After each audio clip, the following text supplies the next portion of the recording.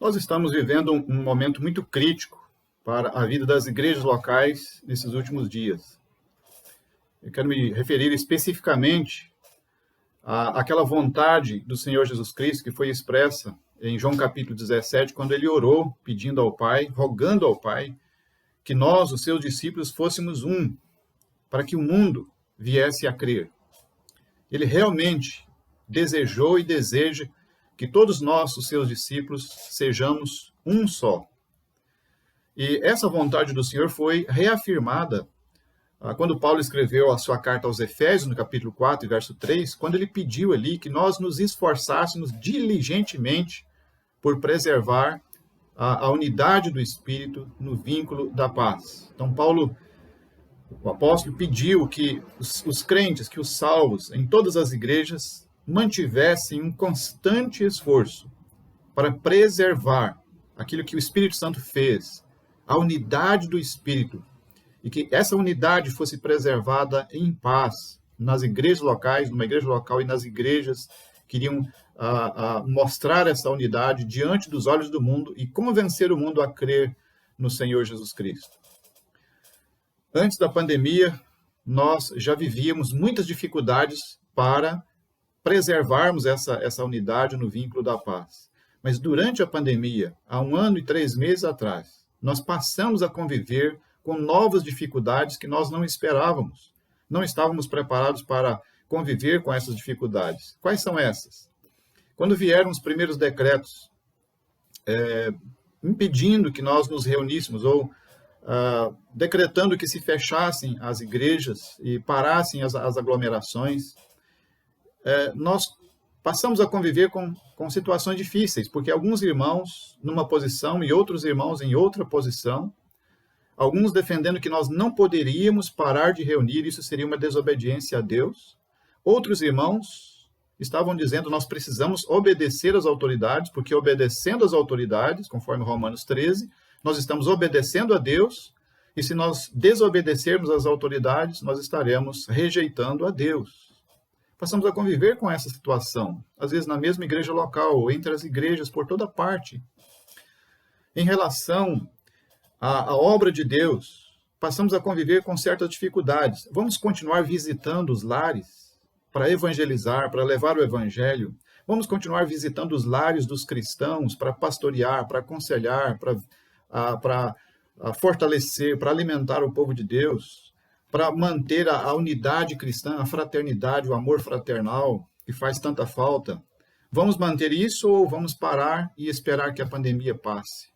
Nós vamos encontrar irmãos com uma posição e outros irmãos em outra posição, às vezes na mesma igreja local.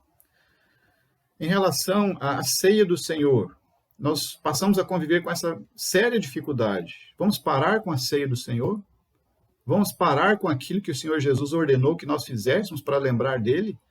No partir do pão, o pão e o cálice sendo tomados pela igreja, em recordação da sua morte, do seu sangue derramado, do seu corpo partido por nós? Nós vamos encontrar irmãos defendendo um lado. Nós precisamos parar em obediência às autoridades para não causarmos mais infecções, contagiarmos as pessoas. Nós vamos encontrar outros irmãos também que estariam dizendo, olha, não podemos parar, porque estaremos em desobediência a Deus.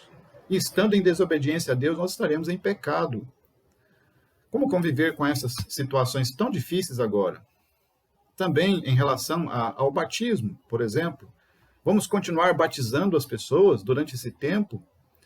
É preciso aproximação e aglomeração para se realizar os batismos? Vamos continuar ou vamos parar e aguardar até uma ocasião favorável para a realização desses batismos? E dessa forma, muitas outras dificuldades passaram a ser enfrentadas. Por exemplo, vamos parar de reunir presencialmente? Vamos reunir virtualmente? E nós encontramos muitos irmãos que não concordaram com isso, que não quiseram reunir virtualmente, mesmo que para manter o contato com a palavra de Deus e manter a comunicação com os irmãos mesmo dessa forma virtual. Mas muitos irmãos têm ainda essa opinião até hoje, enquanto muitos outros passaram um bom tempo reunindo virtualmente, usando os meios que nós tínhamos à nossa disposição, temos à nossa disposição para isso, mas essas são situações novas que nós passamos a conviver há um ano atrás. Passamos a conviver com todas essas questões difíceis de ter uma posição. Então, ao pensarmos sobre isso, temos em nosso meio, no Brasil, nas igrejas, numa igreja local, nós temos um irmão que seja capaz de dar uma resposta específica, clara, convincente a todas essas questões? Não temos. Absolutamente não temos. Nem no Brasil, nem nos Estados Unidos, nem em todo o mundo, nós não temos um irmão que possa nos dar uma resposta adequada a todas essas questões e tirar todas as nossas dúvidas. Temos uma igreja, modelo, hoje, para observar e dizer, temos que fazer tudo o que aquela igreja está fazendo. Encontramos esta igreja que encontrou unanimidade em todas essas novas questões que passaram a conviver conosco há 1 ano e 2 meses atrás? Não temos. Não há uma igreja sequer que tenha encontrado perfeita unanimidade, a mesma opinião de todos, iguaizinhas. Não temos. Em todos os lugares, em todas as igrejas, nós passamos a conviver com essas dificuldades de opiniões diferentes em relação às consequências que a pandemia nos trouxe.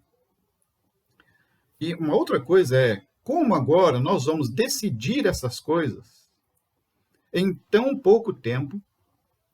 E como é que nós vamos chegar a uma posição correta em tão pouco tempo, considerando o agravante de que todos nós, uns mais, outros menos, estamos muito desgastados mentalmente, emocionalmente, por causa das consequências da pandemia? Como vamos agora decidir, nos reunir e considerar essas questões e chegarmos a um acordo em paz, em perfeita harmonia, sem alterarmos, mantendo a unidade do Espírito no vínculo da paz? Como vamos fazer? Qual é a solução nesses dias tão difíceis em relação a esses assuntos diversos, em que nós vamos encontrar irmãos de um lado, irmãos de outro, irmãos que são muito zelosos, bíblicos, de bom testemunho, exemplares, mas que estão em lados opostos agora, às vezes na mesma igreja local, ou às vezes em igrejas próximas, mas com divergências de opiniões em relação a esses posicionamentos. Como vamos manter isso sem ferir a unidade do Espírito no vínculo da paz? Sem agredirmos a unidade do Espírito, que foi expressa em João capítulo 17, na oração do Senhor Jesus, que o desejo do Senhor Jesus que nós fôssemos um. E em Efésios capítulo 4, verso 3, o mandamento para que nós nos esforçássemos diligentemente por preservar essa unidade no vínculo da paz. Como vamos fazer? Qual é a saída? A saída é, na palavra de Deus, a carta de Tiago, a carta que Tiago escreveu. Ele vai nos falar ali de uma sabedoria que não está em nós, que não é a nossa sabedoria, não é a sabedoria terrena, não é a sabedoria intelectual, não é a sabedoria humana que vai resolver essas questões, que vão resolver essas questões. Mas nós temos à nossa disposição, conforme Tiago vai dizer, a sabedoria celestial, sabedoria que vem lá do alto. Essa sabedoria, nós precisamos buscá-la com todo empenho, nesse momento crítico da vida das igrejas locais. Precisamos dessa sabedoria para esses momentos tão difíceis. E eu queria considerar com os irmãos, mesmo que rapidamente, esse texto da carta de Tiago, no capítulo 3. Tiago, capítulo 3, a partir do versículo 14, quando ele vai apresentar aqui 2 tipos de sabedoria. Sabedoria terrena e a sabedoria celestial. Ele diz assim, então, Tiago, capítulo 3, e o verso 14. Se, pelo contrário, tendes em vosso coração inveja amargurada e sentimento faccioso, nem vos glorieis disso, nem mintais contra a verdade. Esta não é a sabedoria que desce lá do alto, antes é terrena, animal e demoníaca. Pois onde há inveja e sentimento faccioso, aí há confusão e toda espécie de coisas ruins. A sabedoria, porém, lá do alto, é primeiramente pura, depois pacífica, indulgente, tratável, plena de misericórdia e de bons frutos, imparcial, sem fingimento. Ora, é em paz que se semeia o fruto da justiça para os que promovem a paz. Como nós precisamos agora nos debruçar sobre esse texto e descobrir essa sabedoria celestial, porque nós vamos precisar dela agora, para que as igrejas não sejam feridas por mais divisões, para que as igrejas não possam sofrer com a tristeza, com a unidade do Espírito sendo ferida nesse momento tão crítico. Nós precisaremos dessa sabedoria celestial. Mas antes de considerar a sabedoria celestial, vejam só o que Tiago diz sobre essa sabedoria humana terrena. Ele diz, no versículo 14, se tendes em vosso coração inveja amargurada e sentimento faccioso, nem vos glorieis disso, nem mintais contra a verdade. Ele faz menção aqui de duas coisas que são características da sabedoria humana, da sabedoria terrena, carnal. Inveja amargurada e sentimento faccioso. Essas duas coisas, inveja amargurada, é aquele sentimento de invejar o outro, de ser como o outro. E pode ser invejar uma pessoa, ser como outra pessoa. Ou invejar um outro grupo, ser como aquele outro grupo. E Tiago está falando aqui de uma inveja que causa amargura. É uma inveja que causa dor, que causa sofrimento na pessoa. Inveja amargurada. É possível que nós olhemos para uma pessoa, desejemos ser como aquela pessoa, e na nossa luta não conseguimos ser como aquela pessoa. E somos tomados, então, por essa inveja amargurada. Isso, às vezes, acontece, muitas vezes, quando jovens leem as biografias de servos de Deus do passado, e por mais que essas biografias nos estimulam muito e têm muitos pontos positivos, mas existem, às vezes, algumas coisas que são negativas na reação do ser humano em relação a essas biografias. Às vezes, somos tomados por um desejo de sermos exatamente como foi aquele personagem. Então, nós queremos ser um John Calvino hoje. Só que nós não temos o ambiente que John Calvino teve naquela época. Queremos ser um Jonathan Edwards hoje, exatamente como ele foi hoje. Só que nós não temos o ambiente em que ele enfrentou naquele tempo. E assim por diante, outros nomes. Então, às vezes, nós somos levados a invejar outras pessoas e querer ser como aquelas pessoas num tempo diferente. E somos tomados por uma inveja amargurada. Às vezes, queremos ser como um grupo imaginário de uma igreja perfeita, uma igreja correta doutrinariamente em todos os aspectos, e nós colocamos isso em nossa mente, nós queremos isso, mas isso causa um desejo tão forte que nos adoece, uma inveja amargurada, desejando ser como outro grupo, e nós nunca conseguimos. Passa-se 1 ano, 10 anos, 20 anos, e não conseguimos ser como aquele grupo que nós imaginamos ou que até conhecemos, mas não conseguimos imitar. Somos tomados por inveja amargurada. Mas uma outra coisa que caracteriza essa sabedoria terrena, Tiago diz aqui, sentimento faccioso. Sentimento faccioso. O que é isso? É um sentimento forte por facção. É um sentimento forte por partidarismo. É um sentimento forte, uma paixão por separatismo, por separar-se, por a revolução. É nesse sentido que, às vezes, surgem novos reformadores num tempo em que o ambiente de reforma é diferente do passado. Então, o que acontece são facções. Não purificação da igreja, mas acontecem facções. Divide-se uma igreja e faz facções entre os irmãos. E isso nunca foi aprovado por Deus, nunca teve aprovação de Deus. E esse sentimento faccioso, esse sentimento forte que toma conta do coração de uma pessoa e essa pessoa passa a viver e a lutar por fazer facção. Esse sentimento nunca foi aprovado por Deus, nunca foi espiritual, nunca veio do alto. Pelo contrário, Tiago vai dizer que essa sabedoria, verso 15, essa não é a sabedoria que desce lá do alto. Antes, é terrena, animal e demoníaca. Essa sabedoria é terrena, não é celestial. Ela é da terra, dos terrenos. Ela é animal, ela é sensual, ela é humana. Não é espiritual. E ela é demoníaca.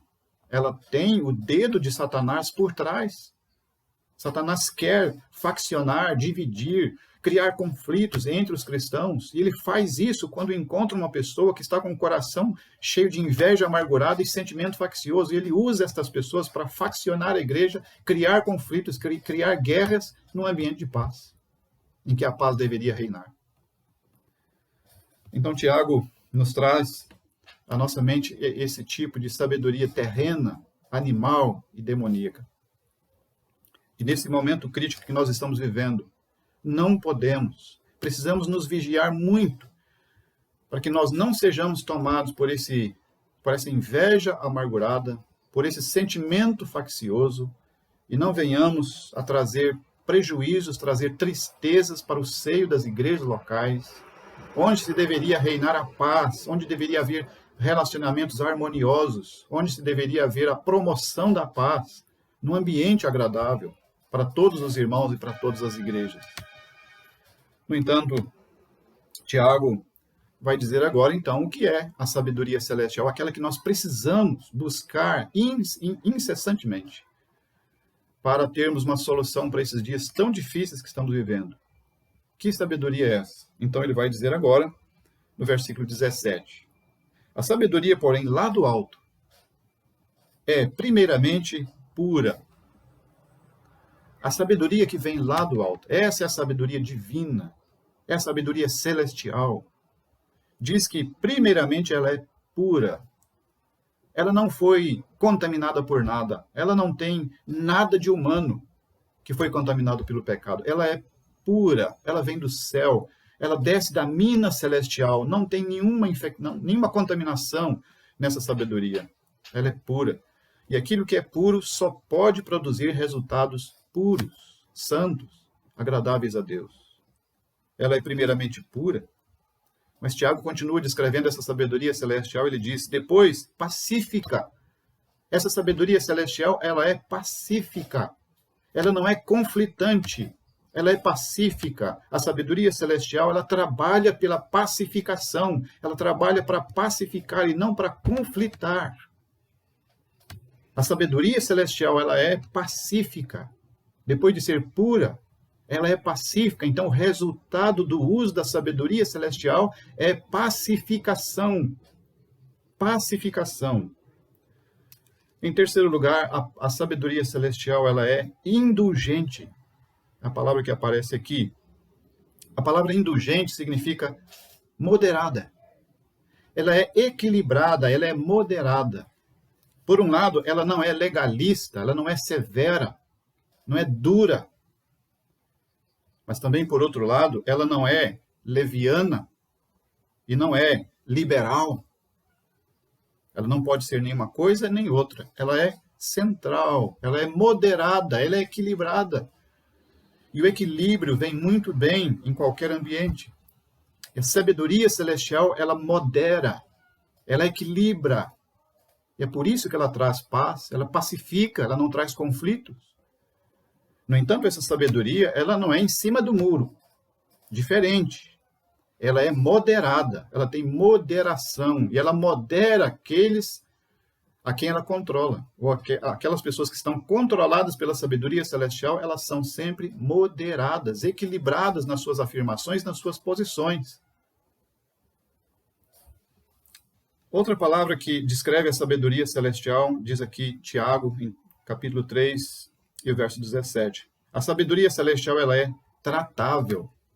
A palavra tratável significa flexível. A sabedoria celestial, ela é tratável. Ela é flexível. Aqui nós precisamos tratar com cuidado. Porque quando nós falamos que precisamos ser flexíveis, Algumas pessoas podem entender que nós estamos dizendo que nós temos que nos amoldar ao ambiente. Não é isso que a sabedoria de Deus faz. A sabedoria de Deus ela é tratável, ela é flexível. Significa que ela pode ser movida para um lado ou para o outro sem ferir a doutrina, sem ferir a verdade, mas preservando aquilo que é de Deus. E é possível fazer isso.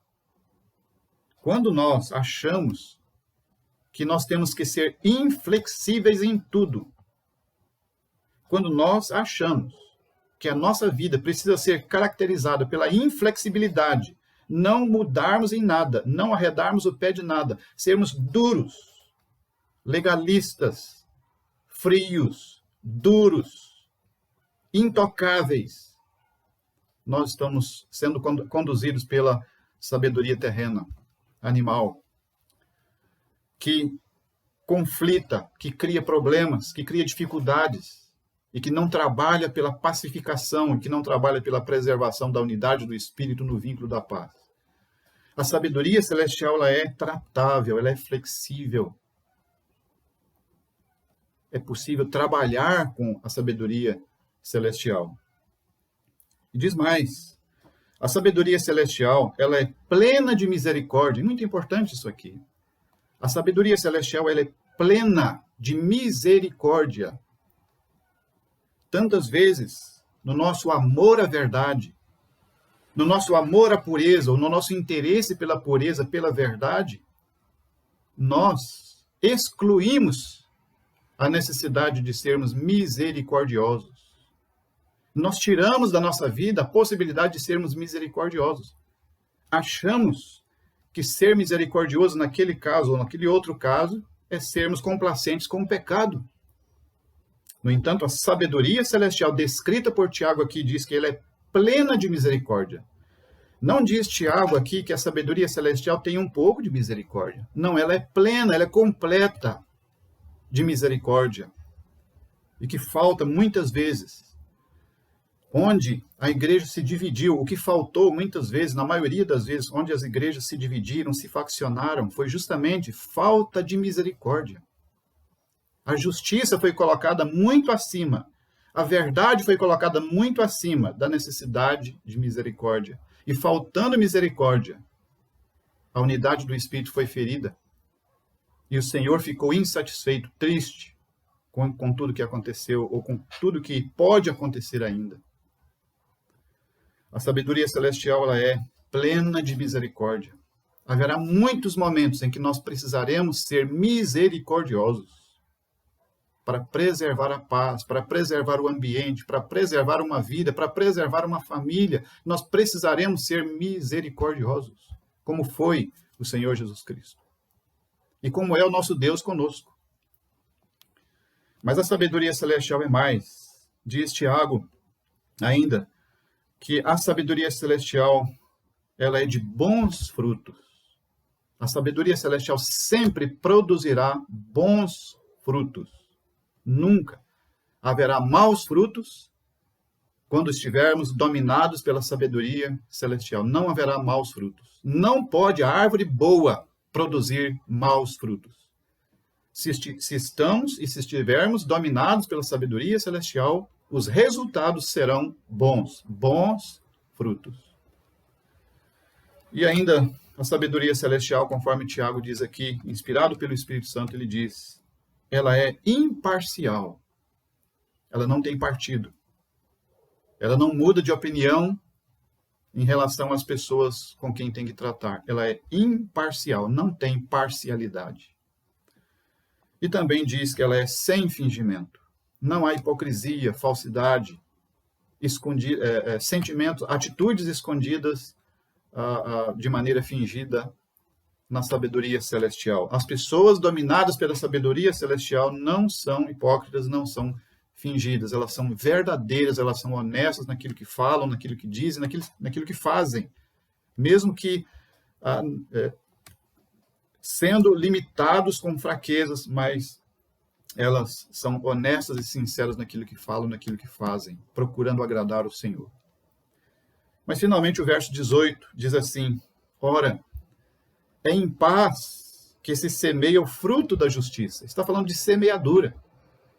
E diz, é em paz que se semeia o fruto da justiça. O fruto da justiça que nós tanto queremos. O fruto da justiça, nós queremos coisas boas, queremos que a justiça de Deus reine, que as coisas sejam produzidas com justiça, de maneira correta, com pureza, com santidade.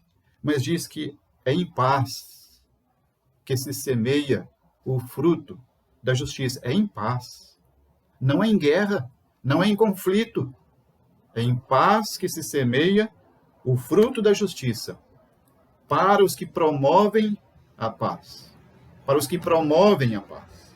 Tiago está citando aqui aqueles que promovem, aqueles que estão trabalhando pela paz, aqueles que estão trabalhando para promover a paz. Nós estamos vivendo dias em que o número desses trabalhadores precisa aumentar. É preciso que haja um número maior de pessoas que estejam trabalhando pela paz. Porque o número daqueles que trabalham pelos conflitos é bem grande. É preciso que nós sejamos encontrados entre esses que trabalham pela paz, que promovem a paz, que lutam, que guerreiam, vamos dizer assim, pela paz, que se esforçam pela paz. Porque estes estão dominados pela sabedoria lá do alto, a sabedoria celestial, que é pura, que é pacífica, que é indulgente, que é tratável, que é pleno de misericórdia, que é de bons frutos, que é imparcial, que é sem fingimento. Então, as pessoas dominadas por essa sabedoria celestial estarão promovendo um ambiente de paz, estarão trabalhando pela paz, semeando a justiça, mas num campo de paz. Nesses dias tão difíceis, em que nós estamos sendo cobrados por atitudes ou por omissão, por definições. Irmãos, que nós sejamos dominados por essa sabedoria celestial. Deixemos-nos ser guiados por essa sabedoria celestial, para que nós não firamos a unidade do Espírito. Ela não é nossa, não nos pertence a unidade do Espírito, ela pertence a Deus. E nós não podemos ferir a unidade do Espírito, sendo conduzidos por uma natureza, por uma sabedoria terrena, animal e às vezes demoníaca. Que nos deixemos ser possuídos e procuremos, busquemos com todo fervor, sermos dominados pela sabedoria celestial, que é pacífica, que é pura, que trabalha pela paz, que é flexível, que é plena de misericórdia. Que o Senhor nos ajude, que o Senhor nos livre de, nesses dias tão críticos, nós não sejamos encontrados entre aqueles que vão ser usados para criar mais dor, mais conflito, mais facção, numa igreja tão faccionada. Que o Senhor nos ajude a sermos encontrados entre aqueles que promovem, que trabalham pela paz. Que seja assim que Ele nos abençoe. Amém.